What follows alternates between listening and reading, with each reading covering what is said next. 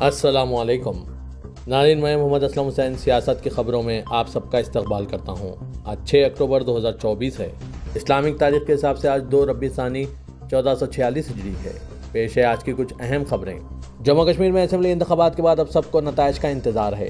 نتیجہ 8 اکتوبر کو آئے گا، تاہم اس سے پہلے ایگزٹ پول کے نتائج سامنے آ گئے ہیں۔ جموں کشمیر میں کانگریس نیشنل کانفرنس اتحاد کے اقتدار کے قریب پہنچنے کا امکان ظاہر کیا جا رہا ہے۔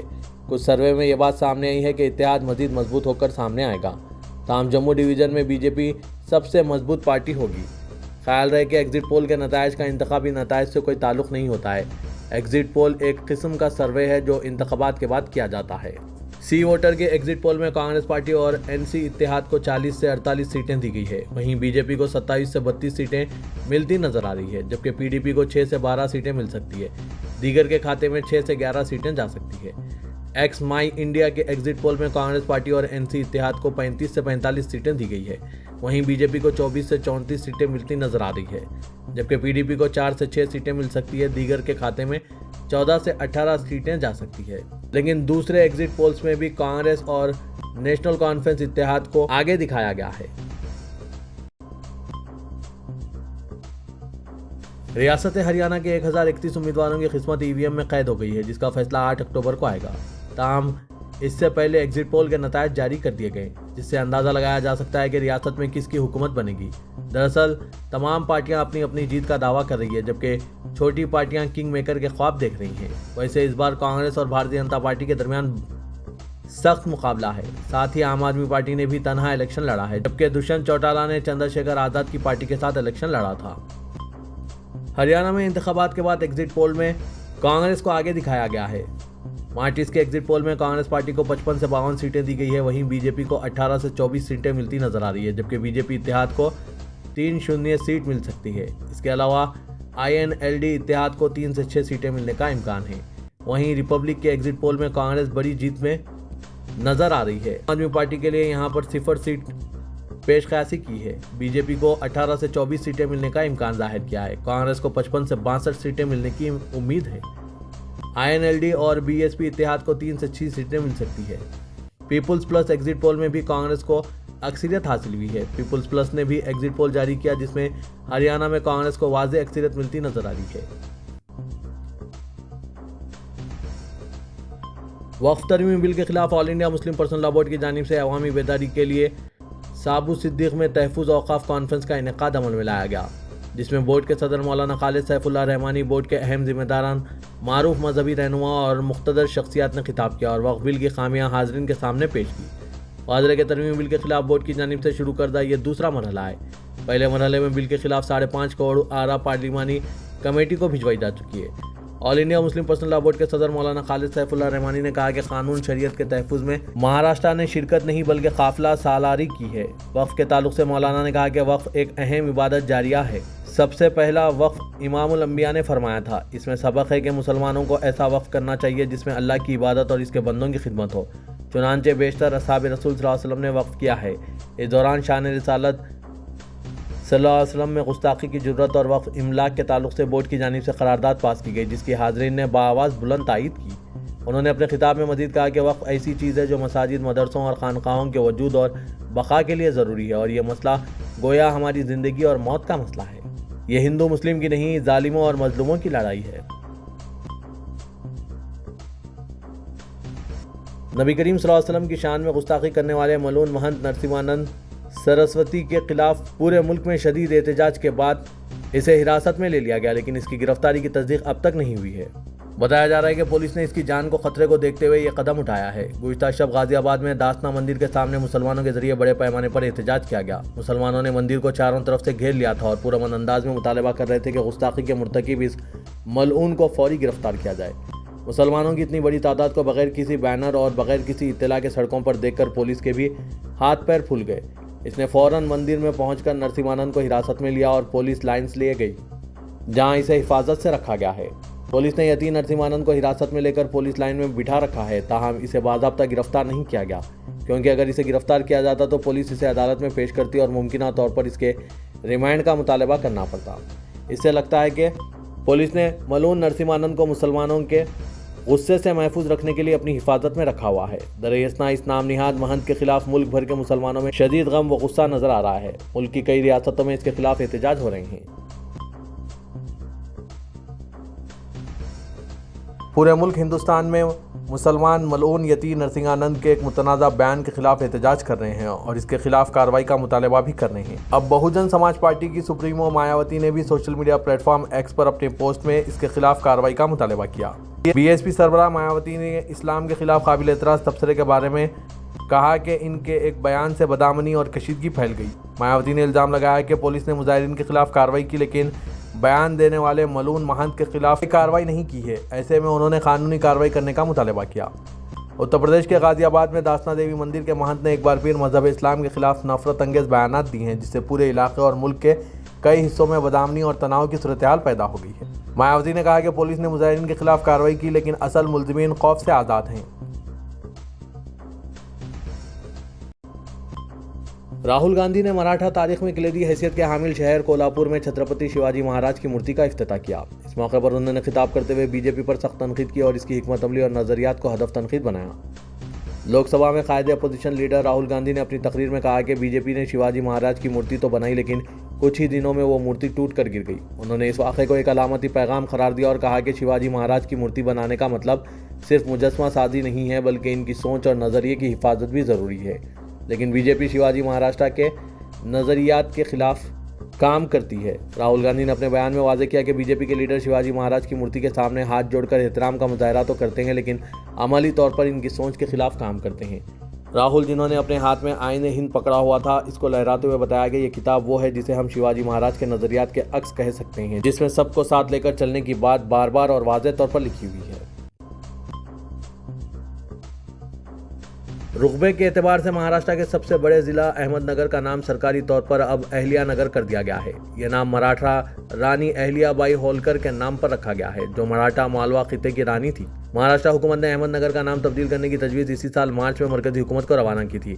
مرکز نے اس پر کئی ماہ غور کرنے کے بعد عین مہاراشٹر الیکشن سے قبل اسے منظوری دے دی ہے۔ واضح ہے کہ اہلیہ بائی ہولکر کی پیدائش احمد نگر ضلع میں ہوئی تھی اور اسی لیے یہ ضلع ان سے منسوب کیا گیا ہے۔ پہاڑی ریاست ہماچل کی دارالحکومت شملہ کے مضافات میں واقع سنجولی میں مسجد کے تعلق سے جو تنازع کھڑا کیا گیا تھا اور پھر یہ معاملہ میونسپل کمشنر کو سونپ دیا گیا تھا، اس میں ایک فیصلہ آیا ہے۔ اس فیصلے کے مطابق مسجد کی 3 بالائی منزلوں کو غیر قانونی قرار دے کر منہدم کرنے کا حکم جاری کیا گیا۔ شملہ کے میونسپل کمشنر کی جانب سے دیے گئے حکم کے مطابق مسجد کی بالائی منزلیں غیر قانونی پائی گئی ہے، اس لیے ان کا انہدام 2 مہینے کے وقت میں کر لیا جائے۔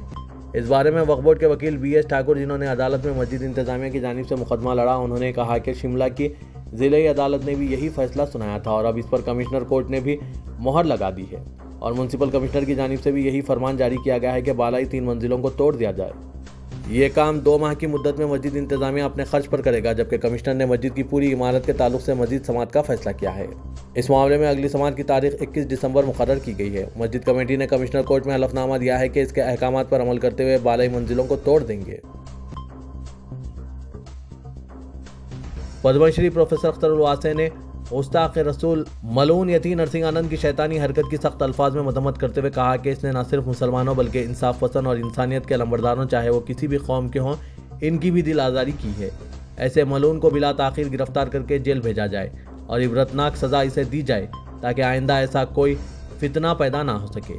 انہوں نے حکومت ہند سے بھی مطالبہ کیا کہ ایسا قانون وضع کرنے کا اب وقت آ گیا ہے جس سے کسی بھی مذہبی پیشوا کی شان میں گستاخی کرنے والے کو سخت سزا دی جا سکے۔ تلنگانہ کے وزیر اعلیٰ ریونت ریڈی نے موسیٰ ندی کے متاثرین کے ساتھ مکمل انصاف کرنے کا اعلان کرتے ہوئے کہا کہ حکومت نقل مقام کرنے والے متاثرین کے ساتھ کھڑے رہے گی، کسی کو ہرگز بے گھر نہیں کرے گی، انہیں متبادل طریقوں سے راحت پہنچائی جائے گی۔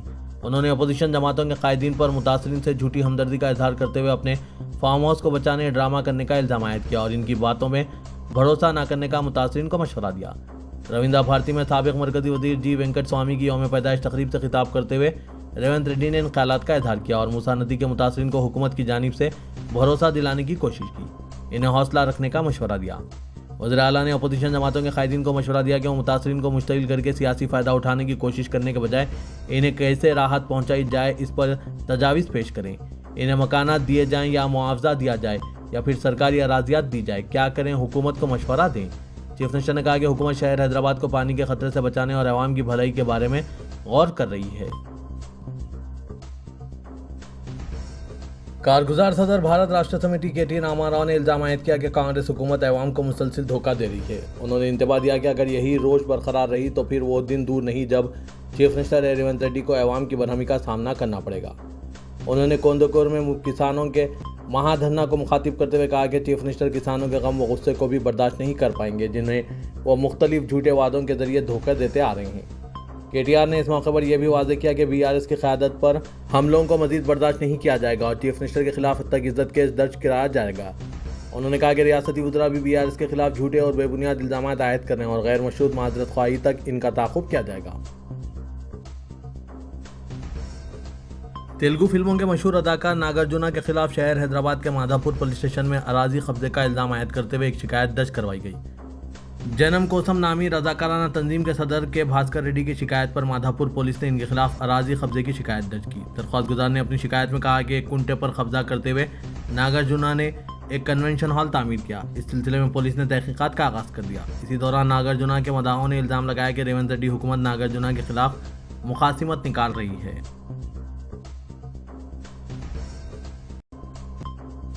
کانگریس قائدین بشمول کارپوریشنوں کے صدور نشین علماء اکرام اور دیگر معزز شخصیتوں نے ڈی جی پی آفس پہنچ کر additional D G P law and order Mahesh Bhagwat سے ملاقات کی۔ حضور اکرم صلی اللہ علیہ وسلم کی شان میں گستاخی کرنے والے ملعون یتی نرسنگ آنند کے خلاف ایک تحریری یادداشت پیش کی اور غیر ضمانتی وارنٹ جاری کرتے ہوئے انہیں فوری گرفتار کرنے کا مطالبہ کیا۔ اس وفد میں مولانا سید شاہ خسرو پاشا افضل بیابانی صدر نشین تلنگانہ حج کمیٹی، سید عظمت اللہ حسینی صدر نشین ریاستی وقف بورڈ، صدر ٹیمریز فہیم قریشی، کانگریس کے قائدین راشد خان، طاہر سعدی، تحریک مسلم شبان کے صدر مشتاق ملک کے علاوہ دوسرے موجود تھے۔ خسرو پاشا نے ملعون یتی نرسنگ آنند کے خلاف سخت کارروائی کرنے کا مطالبہ کیا۔ انہوں نے کہا کہ ملعون نے حضور اکرم صلی اللہ علیہ وسلم کی شان میں گستاخی کرتے ہوئے مسلمانوں کے مذہبی جذبات کو ٹھیس پہنچائی ہے، جس کے خلاف شہر حیدرآباد، تلنگانہ اور ملک کے مختلف مقامات پر مسلمان احتجاج کر رہے ہیں۔ امیر ملت اسلامیہ تلنگانہ و آندھرا پردیش حضرت مولانا محمد حسام الدین ثانی عاقل جعفر پاشا نے حضرت محمد مصطفیٰ صلی اللہ علیہ وسلم کی شان اقدس میں بیہودہ گوئی و زبان اور درازی کی سخت الفاظ میں مذمت کرتے ہوئے کہا کہ اس طرح کی و شرپسندانہ حرکتوں سے پیغمبر اسلام کی شان میں قیامت تک کوئی کمی ہرگز آنے والی نہیں ہے، لیکن ان گستاخوں پر اہل ایمان خاموش بھی نہیں رہ سکتے۔ مولانا جعفر پاشا نے کہا کہ ریاست اتر پردیش کے شہر غازی آباد کے ایک مندر کے مہنت کی جانب سے حضور اکرم صلی اللہ علیہ وسلم کی ذات و بابرکت پر زبان درازی کی انتہائی دل آزاری اور مسلمانوں کے مذہبی جذبات کو مجروح کرنا ہے۔ مولانا جعفر پاشا نے کہا کہ اس خبیث نے اس طرح کی تکلیف دہ حرکت اس لیے دوبارہ کی ہے کہ وہ ابھی تک قانون کی گرفت سے آزاد ہے۔ مرکزی اور ریاستی حکومت کو چاہیے کہ وہ اس کا سخت نوٹ لیں اور پیغمبر اسلام کی شان میں گستاخی کرنے والوں کو تا حیات قید کی سزا ہونی چاہیے۔ مولانا نے کہا کہ ایسے گستاخوں کو ڈھیلی ڈوری کی وجہ سے حالات خراب ہوتے ہیں، گستاخ آزاد گھومتے ہیں اور جمہوری احتجاج کرنے والے جیل کی سلاخوں کے پیچھے ڈھکیل دیے جاتے ہیں۔ امن اور سکون کی فضا برباد کرنے والوں کے خلاف صدائے احتجاج بلند کرنا وقت کا تقاضا ہوتا ہے۔ مولانا جعفر پاشا نے کہا کہ مسلمانوں کا یہ تیرا امتیاز رہا ہے کہ وہ کسی بھی مذہب کے بڑوں کی توہین نہیں کرتے اور نہ کسی دیوی دیوتاؤں کو برا بھلا کہتے ہیں۔ انہوں نے کہا کہ دیگر مذاہب کے جو شریف النفس لوگ ہوتے ہیں وہ بھی کبھی اسلام اور پیغمبر اسلام کے خلاف لب کشائی نہیں کرتے۔ مولانا جعفر پاشا نے مرکزی وزیر داخلہ سے خواہش کی کہ وہ ملعون مہنت کے بیانات کا فوری نوٹ لے کر حقیقی کارروائی کرتے ہوئے جیل پہنچا دے۔ اتر پردیش کے ملعون یتی نرسنگ آنند کے خلاف تلنگانہ بھر میں مسلمانوں نے اپنے غم و غصے کا مظاہرہ کر رہے ہیں۔ شہر حیدرآباد میں صدر مجلس اتحاد المسلمین اور رکن پارلیمنٹ حیدرآباد اسدالدین اویسی کی قیادت میں مجلسی ارکان اسمبلی کے ایک وفد نے کمشنر پولیس حیدرآباد سی وی آنند سے ملاقات کرتے ہوئے ایک تحریری شکایت حوالے کی اور ان سے مطالبہ کیا کہ گستاخ رسول صلی اللہ علیہ وسلم کے خلاف صرف مقدمہ درج کرنے پر اکتفا نہ کیا جائے بلکہ اس کو گرفتار کر کے حیدرآباد لایا جائے اور یہاں اس کے خلاف مقدمہ چلایا جائے۔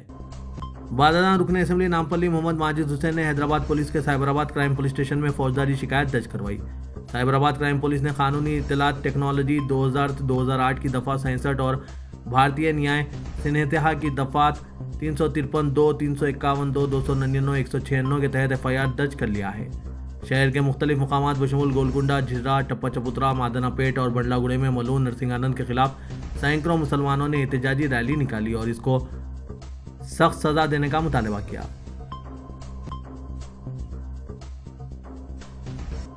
رسول اکرم صلی اللہ علیہ وسلم کی ذات اقدس مسلمانوں کے لیے دونوں جہاں سے زیادہ عزیز ہے۔ مسلمان سب کچھ برداشت کر سکتا ہے، لیکن نبی کریم صلی اللہ علیہ وسلم کی شان میں ذرہ برابر کی بھی گستاخی کو ہرگز برداشت نہیں کر سکتا۔